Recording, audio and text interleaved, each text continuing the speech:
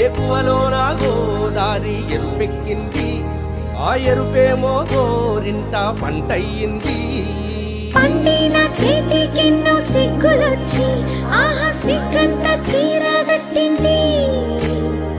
చీరలో చందమామ ఎవరమ్మ, ఆ గుమ్మ సీతమ్మ.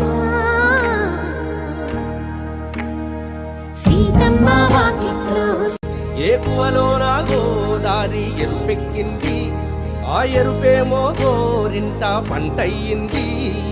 పండిన చేతికెన్నో సిగ్గులొచ్చి ఆహా సిగ్గంత చీర గట్టింది. చీరలో